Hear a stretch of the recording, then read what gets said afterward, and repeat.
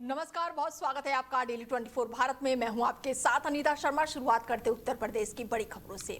कांग्रेस अध्यक्ष मल्लिकार्जुन खड़गे की जनसभा के बाद से हल्द्वानी में रामलला मंदिर में कथित शुद्धिकरण अनुष्ठान को लेकर सियासत अब तेज हो गई है। समाजवादी पार्टी के सांसद धर्मेंद्र यादव ने इस मामले पर तीखी प्रतिक्रिया देते हुए कहा कि ऐसी घटना केवल खड़गे के साथ नहीं हुई है, बल्कि पहले अखिलेश यादव के साथ भी ऐसा किया जा चुका है। धर्मेंद्र यादव ने कहा कि पीड़ित समाज के लोग पीड़ितों से अपमान और मतभेद झेलते आए हैं। उनके बयान ऐसे समय पर ये सामने आए जब खड़गे की सभा के बाद से हुए कथित शुद्धिकरण को लेकर कांग्रेस और बीजेपी के बीच आरोप प्रत्यारोप का दौर तेज है। दरअसल 8 अगस्त को हल्द्वानी के रामलीला मैदान में कांग्रेस अध्यक्ष मल्लिकार्जुन खड़गे की रैली हुई थी और इसके बाद से मैदान में कथित तौर पर शुद्धिकरण अनुष्ठान भी किया गया।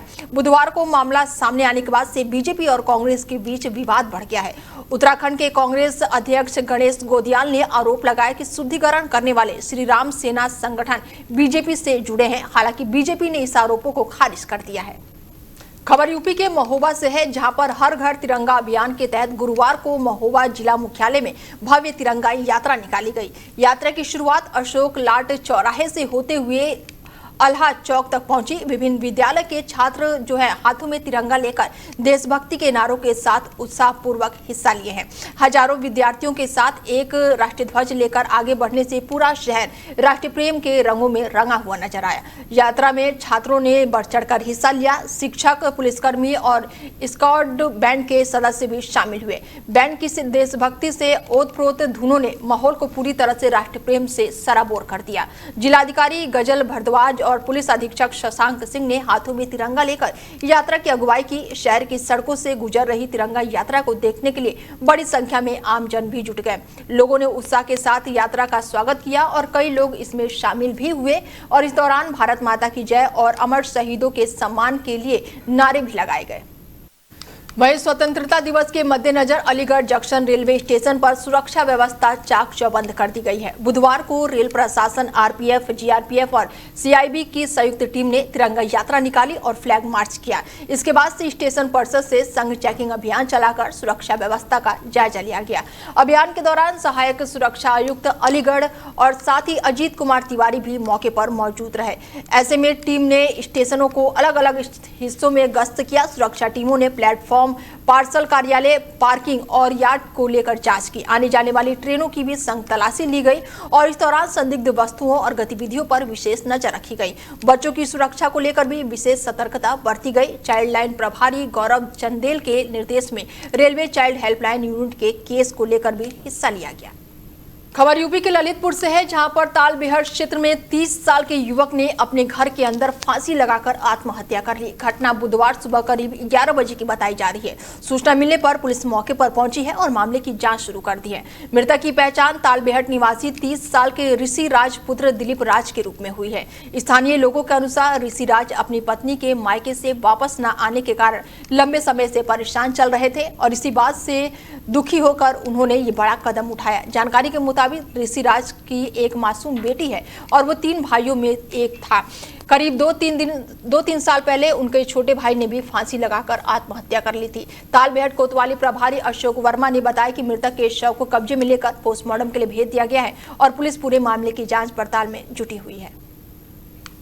वहीं यूपी के अमेठी में घर से स्कूल के लिए निकले एक छात्र के अपहरण का मामला सामने आया है। घटना जिले के रामगंज थाना क्षेत्र का बताया जा रहा है। छात्र मंगलवार सुबह करीब 9 बजे घर से स्कूल जाने के लिए निकला था, लेकिन शाम 5 बजे तक वापस नहीं लौटा और काफी देर तक छात्र के घर नहीं पहुंचने पर परिजनों ने उसकी तलाश शुरू की।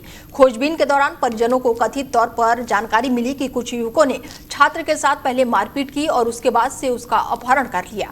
मामले की जानकारी मिलते ही परिवार में हड़कंप मच गया। परिवारजनों ने रामगंज थाना क्षेत्र में पहुंचकर पुलिस को तहरीर दी और छात्र को जल्द से जल्द सुरक्षित बरामद करने की गुहार लगाई।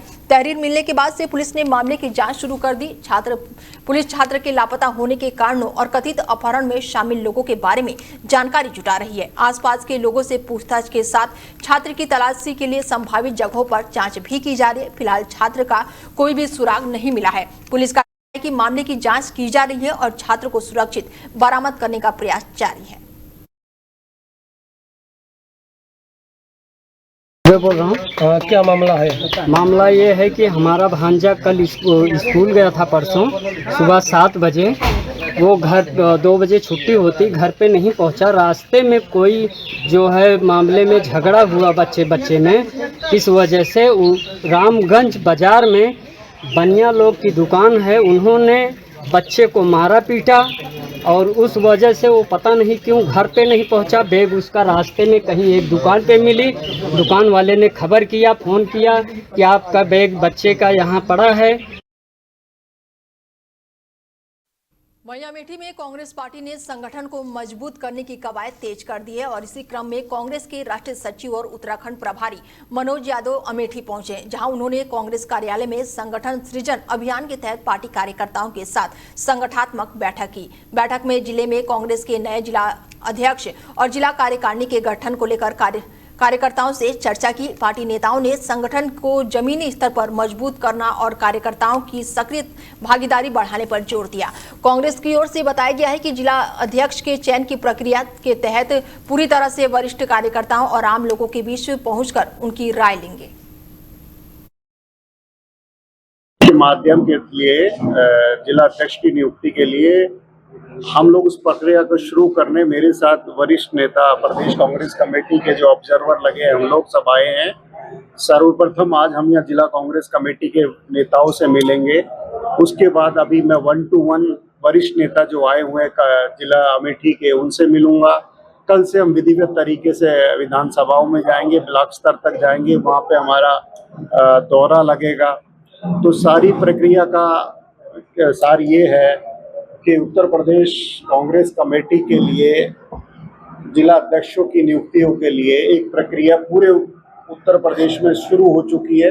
फास्ट फूड में इस्तेमाल होने वाली ग्रेवी की गुणवत्ता को लेकर शिकायत मिलने के बाद से खाद्य सुरक्षा विभाग ने अलीगंज क्षेत्र में कार्रवाई की। शिकायत में मोमो, चाउमीन और मंचूरियन में इस्तेमाल होने वाली ग्रेवी की गुणवत्ता पर सवाल उठाए गए थे। शिकायतकर्ता ने इसके खास करके बच्चों के स्वास्थ्य पर असर पड़ने की आशंका जताई थी। मामले को गंभीरता से लेते हुए खाद्य सुरक्षा विभाग की टीम मौके पर पहुंची और फूड इंस्पेक्टर विमल कुमार ने मौके पर खाद्य पदार्थों और ग्रेवी की जाँच की। टीम ने मोमो, चाउमीन और मंचूरियन में इस्तेमाल होने वाली ग्रेवी के नमूने इकट्ठा किए और सभी नमूनों को नियमानुसार सील करके प्रयोगशाला जांच के लिए भेज दिया गया है।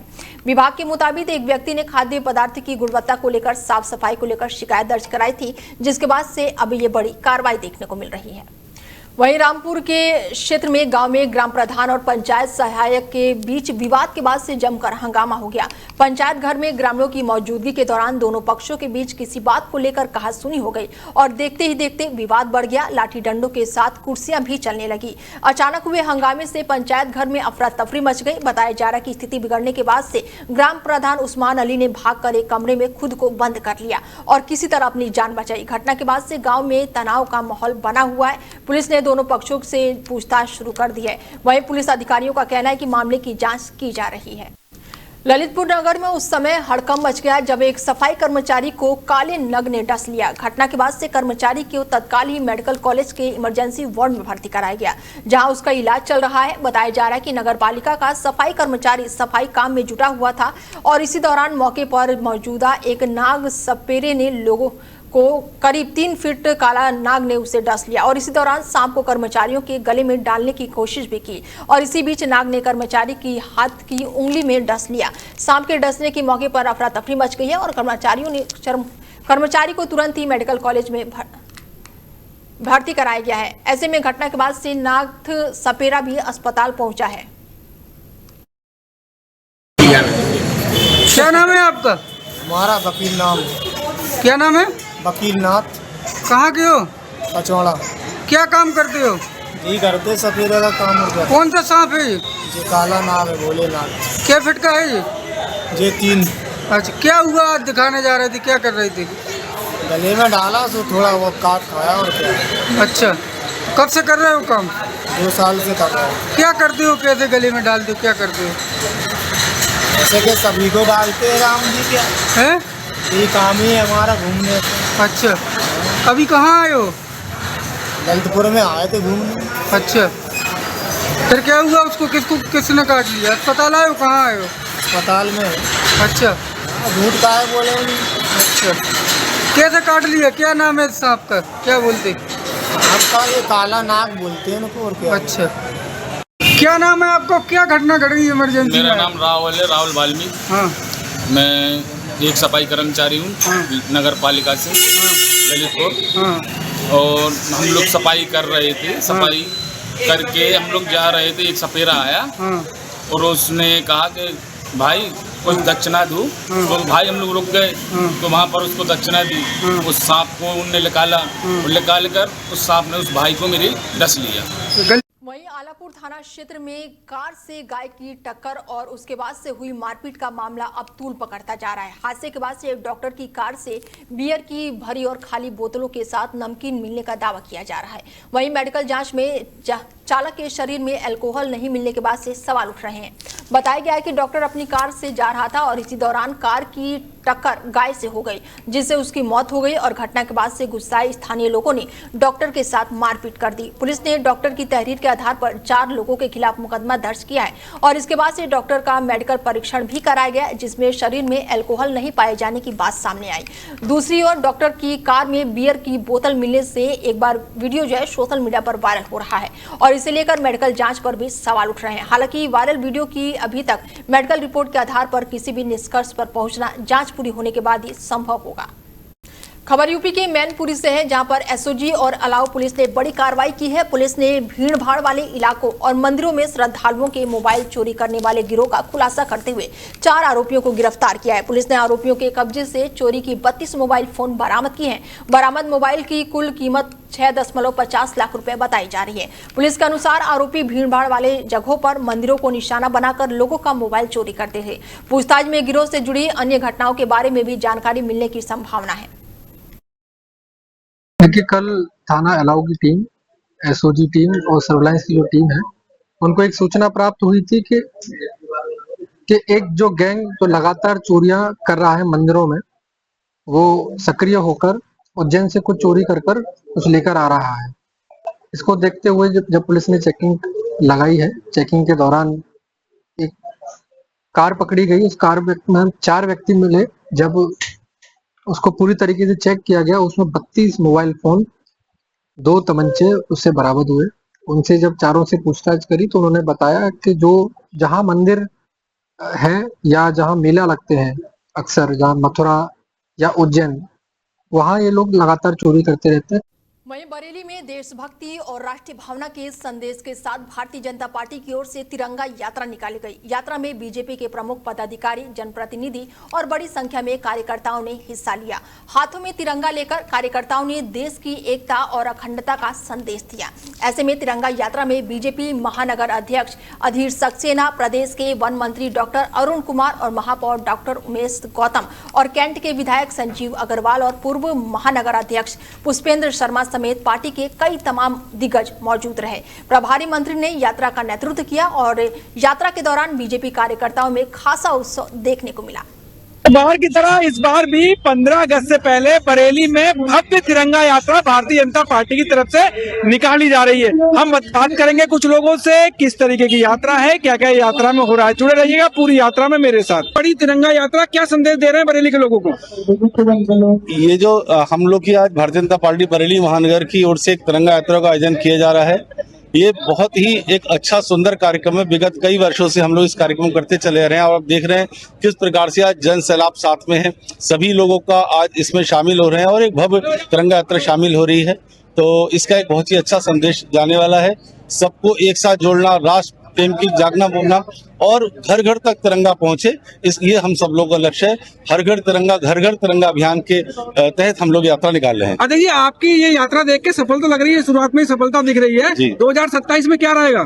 देखिए, राष्ट्रभक्ति से जुड़ा विषय है, सब लोग साथ में निश्चित सफल होनी है और 2027 में जो आप समझ रहे हैं बिल्कुल अच्छा होगा। पूर्ण बहुमत के साथ हमारी उत्तर प्रदेश में सरकार बनेगी, बिल्कुल आप निश्चित रहे। देखिए, ये थे महानगर अध्यक्ष अधीर सक्सेना जी, जो पूरी बहुमत के साथ 2027 में सरकार लाने का दावा कर रहे हैं और आज यात्रा के बीच बीच में हम बात कराते रहेंगे और भारतीय जनता पार्टी के पदाधिकारियों से। क्या उद्देश्य है आज का? आज का तिरंगा यात्रा, ये हमारे मोदी जी की सरकार है। आज हर आदमी को राइट है तो अपने घर पे तिरंगा लगाए। इससे पहले तिरंगा हर आदमी अपने घर पर नहीं लगा सकता था। बहुत प्रोटोकॉल है, और मैं तो कहता हूँ नौजवानों को मालूम होना चाहिए कि आजादी कितनी मुश्किल से हासिल हुई है। सैकड़ों लोग फांसी के फंदे पे झूल गए और जाने कितनों ने जेल की यातनाएं सही। बहुत से लोगों ने काला पानी हुआ और परेशानियां उठाई और इस आजादी को हमें संभाल के रखना है।